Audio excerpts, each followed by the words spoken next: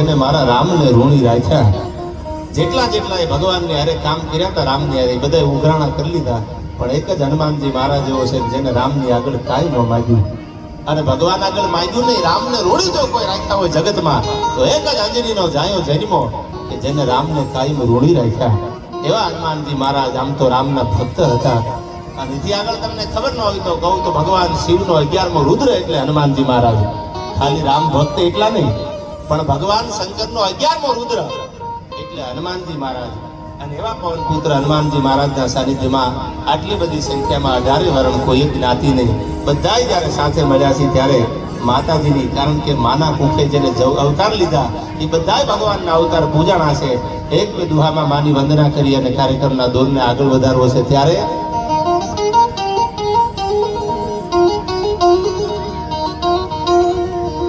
તો ગડગ ધરતી જહાં